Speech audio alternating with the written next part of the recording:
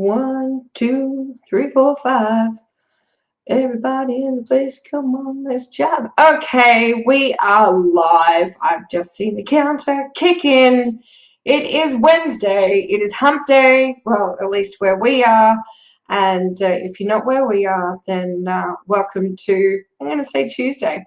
I am Aileen Day. You might have seen the notification come up and gone, who the hell is this? Chances are you only saw it because you already follow me, and therefore you already do know who I am. But just in case you don't, I am Aileen Day. I am the owner of Meraki Business Solutions and Value Driven Brand. And I want to say hi. If you are joining us again, you've been here before, then welcome back. And if you are brand new to the stream, to the broadcast, to the go live, whatever we're going to call it, then welcome and thank you for joining us. Because today, what we are going to be talking about is satisfaction. That's right, we are going to have a little bit of a chat around how we measure customer satisfaction. Now, the reality is there are so many different ways to measure customer satisfaction, but the reality is that in business, pretty much we only use like one or two ways if we're lucky. And the thing is, although those one or two kind of models of understanding customer satisfaction are okay, it's a little bit like our pillars of, what we call the joy of sex. So we have the customer experience, we have the employee experience, and we have the human experience, which separately they all give us some really great things that help our business. But it's only when we put them together that we kind of get this illicit joy, this joy of sex that, we all know I love to talk about. And measuring customer satisfaction really isn't much different. So I tend to come across businesses who, if they measure customer satisfaction at all, they tend to use maybe one or two different ways. And those one or two different ways would tend to be using the Net Promoter System. So you might have heard about the Net Promoter System. That's the NPS, N for Nelly, N for Net.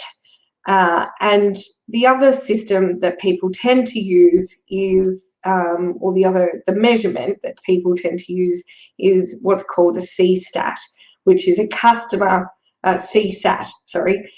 customer satisfaction score. So you probably would have seen those as well, and they tend to be, you'll see them in a customer survey, and it'll say, how do you rate us out of 5? Or on a scale of 1 to 5, how happy were you? And they're measuring customer satisfaction. So they take the percentage of every rating, and then they assess which one had the highest percentage. So if you rated them 5 stars and the majority of the sample size came out that the majority of people rated 5 stars, then you could ascertain from that the CSAT was that the majority of your customers are satisfied.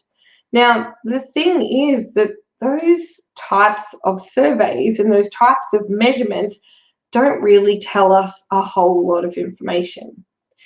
Then you have the Net Promoter Score. The Net Promoter Score probably tells you a little bit more, but let me give you the 411 on a Net Promoter Score. It drives me bonkers when I see it done wrong. If you're going to put a Net Promoter Score, and use the Net Promoter System, please use it properly, right? It's really one question. It's not that difficult. If you want some additional resources to learn about the Net Promoter Score, then you can head to a website called Bain & Co., which is BAIN and Co.com, and they do so much amazing work around the Net Promoter Score. And there's also, I should have got it out of my bookshelf, but now I've moved offices, so my bookshelf's in another room. But there's there's so many great resources available on the Net Promoter Score. But the common mistake that I see is when businesses use the Net Promoter system, the question that is meant to be asked is, how likely are you to recommend business X to a friend or colleague? And commonly, so commonly, I see it get asked as, how likely are you to recommend business X to a friend or family member? Now, you'll probably think, Aileen, it's semantics. Like, what's your problem? You're on a high horse. Yes, God damn it, I'm on a high horse, because you want to know why. The reason that it was originally made to ask whether you would recommend something to a colleague or to friends or a colleague is that scientifically it is proven that for a human being to recommend anything to a friend or a colleague, they understand intrinsically, whether they understand it consciously or not, quite likely not consciously, it's quite subconscious in many situations, that recommendation could in fact curtail their social standing in society. And that sounds all very drama queenish, I know, but that's the reality. So a perfect example is, I have been using this example for years and years.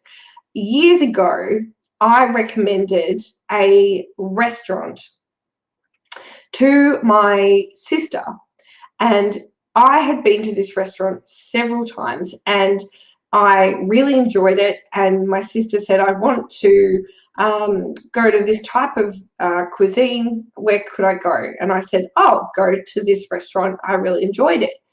And so I recommended that restaurant.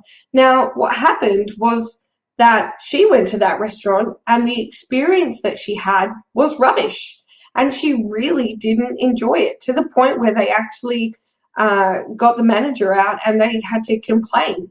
So what happened was, when she came back and she said, Aileen, that restaurant was abhorrent, I intrinsically understood that her not having a good time at that restaurant wasn't going to affect the way that my social standing within my family, the status of my status in my family wasn't going to change just because I recommended a restaurant that she didn't enjoy or had a bad experience in.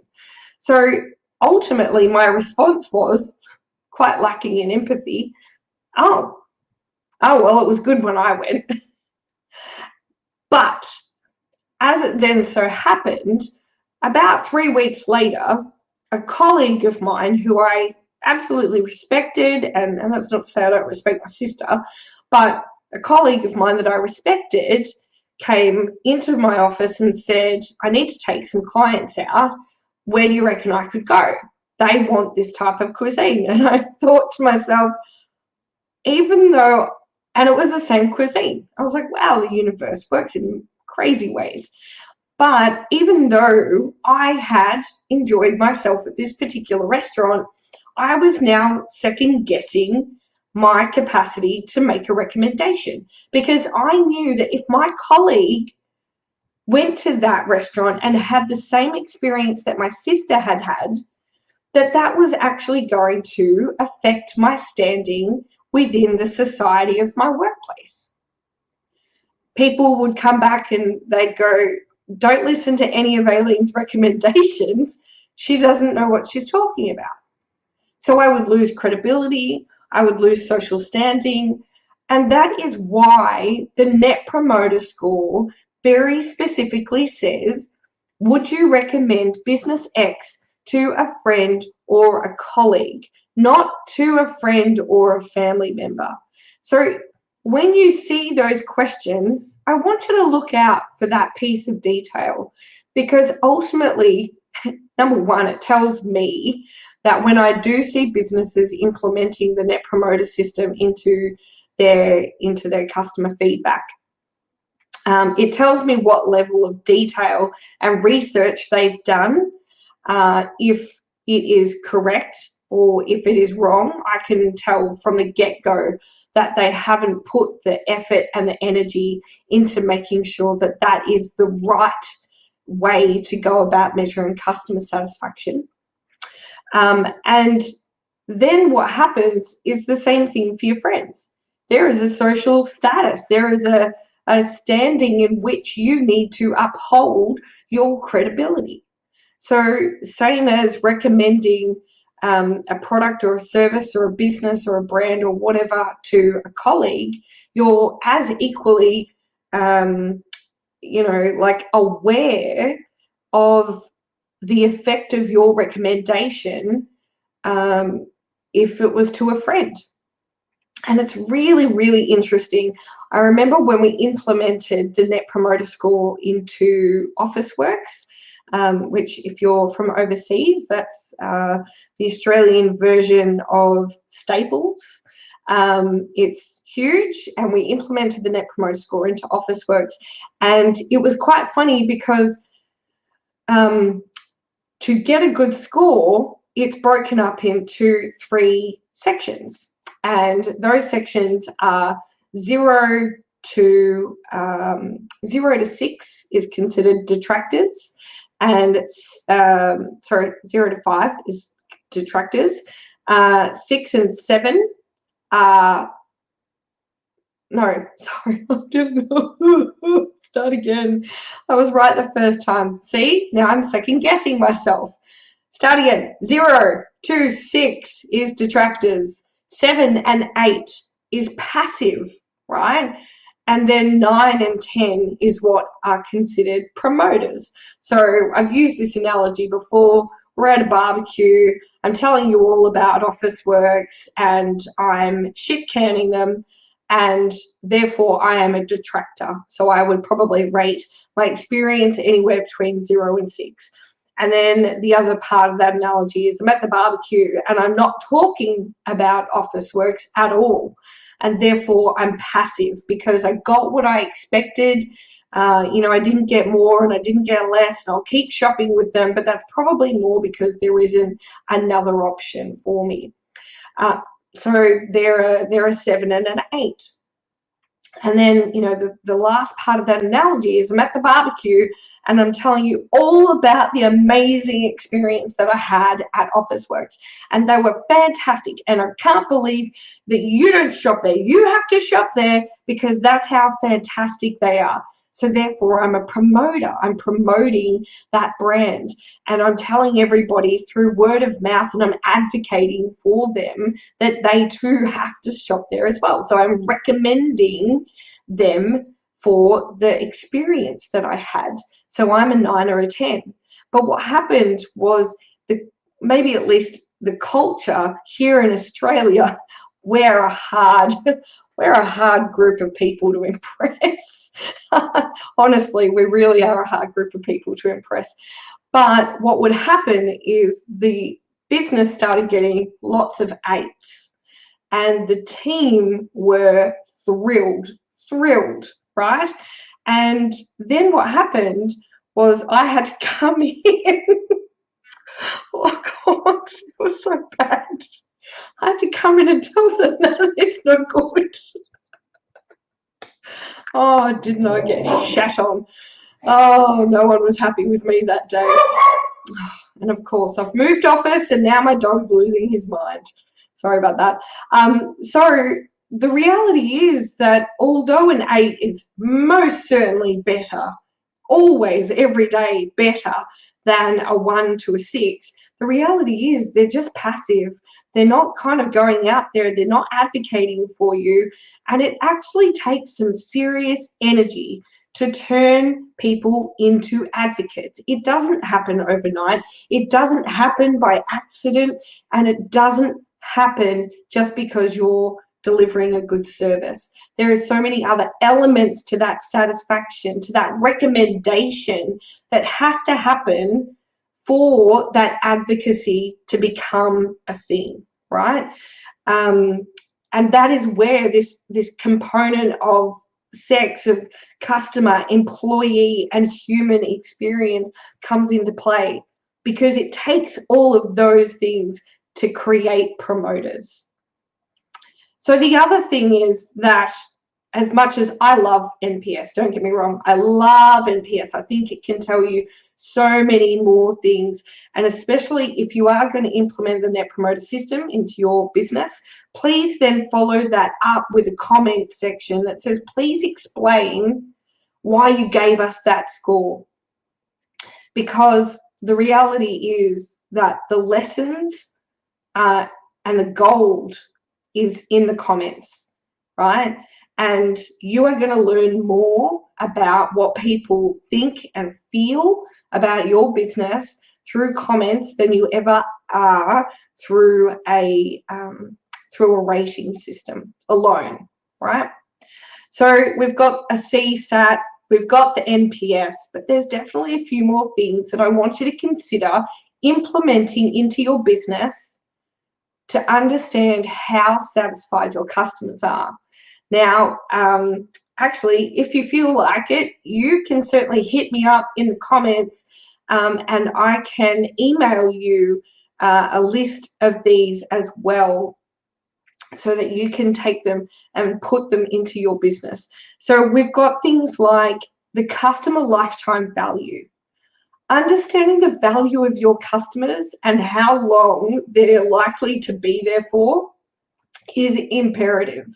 You know, if you create a customer journey that spans over 5 years, but your average customer lifetime is only 2, well, then you've already overexerted yourself into something that's not a reality.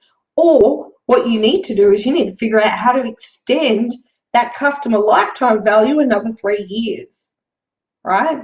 So there are algorithms, and I know algorithms can be a scary word, but there is, look, I don't do math, right? Me and math aren't friends. As it is, I looked at my own services page the other day and freaked out and went, what the hell? How did I come up with that math? But, and then I realized what I'd done and I went, oh no, that makes sense. That's okay. But there is an element of math to understanding your customer satisfaction. And look, from someone that hates maths, it's one of those parts of being a business owner that if you don't do the math, if you don't look into the data, if you don't find the insights, then you're not going to stay in business for very long, right? Speaking of which, I have another article coming very shortly for Inside Small Business. So I'll be sure to share that with you when that gets published. I'm looking forward to that. And that is basically around customer experience and how to stay in business, because there are far too many of you who don't necessarily comprehend that it takes more than just customer service to build a business and to stay in business, and to not even just stay in business, to create a sustainable and scalable business as well. So we've got the customer lifetime value that basically looks at the value of the customer, how much they spend, or the transactions that they create, and then you take the percentage of the gross margin. So you do a little bit of maths with those 3 pieces of information, and then you basically come out with an insight into your customer lifetime value, so that you can understand how long to expect these customers to stick around for. And then potentially, like I said, what you can do to either extend on that, expand on that. You know, maybe they're around too long and you haven't got enough to service them with, you know, the things that you do. So you've got the opportunity now to innovate as well. So we've talked about the CSAT.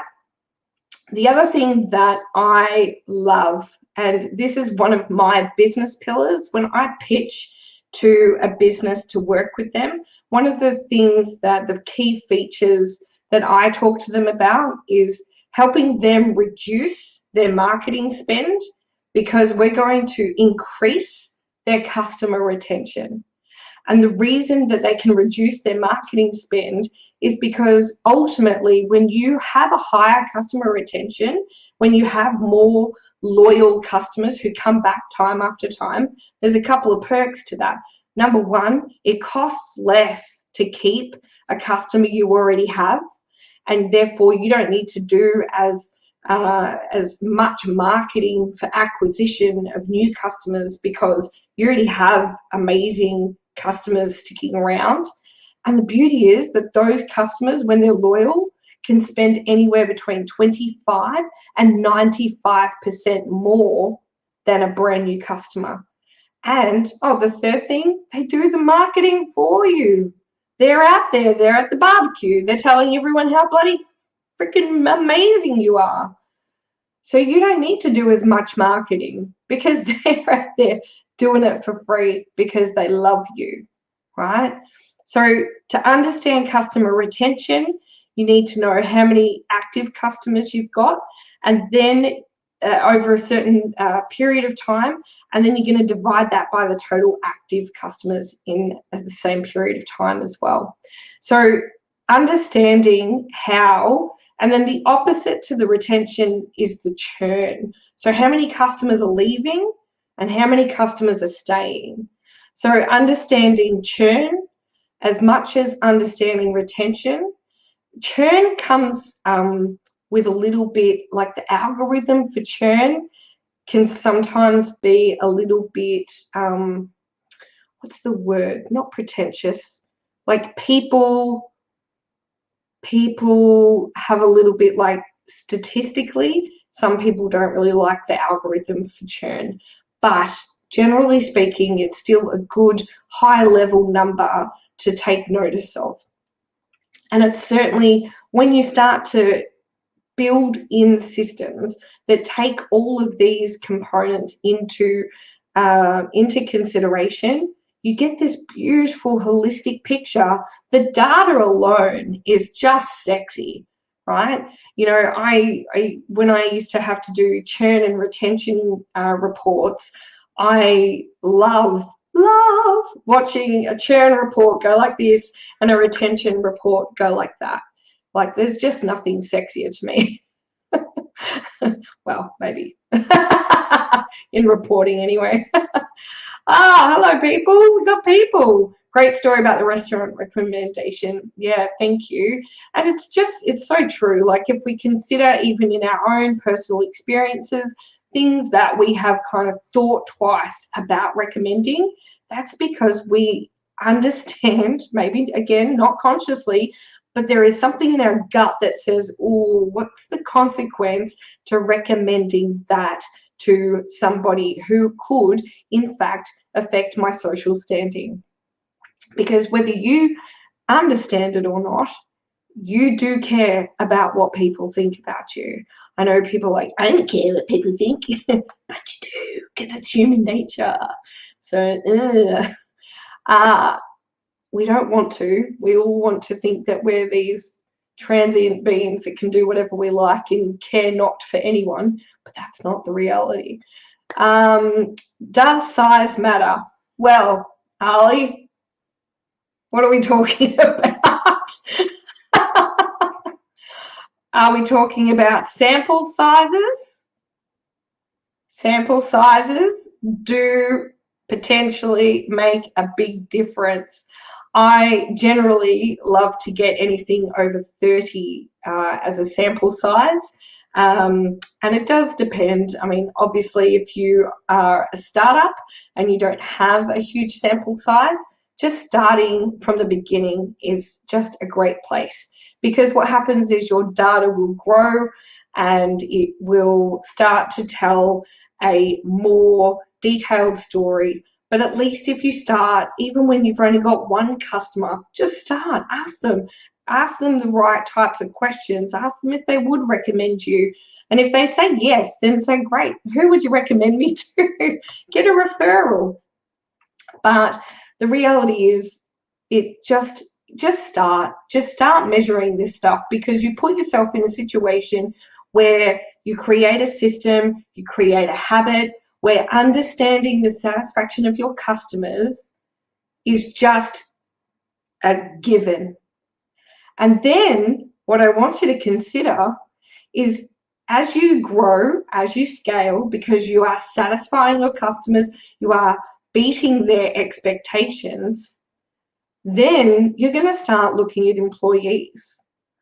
And I want you to think about how you're going to measure the employee experience as well. And that probably is a separate, well, not probably, that's definitely a separate go live. But then at least when you get to that stage of measuring your employee experience, this is just second nature. Measuring success, measuring opportunities to improve, because we're not perfect. There is no bloody way that you're going to get 10s every time. There is no way you're going to get 5 stars every time. And to be honest, if I see a business that has hundreds of customers, reviews, and not one single review under 5 stars, it creates distrust.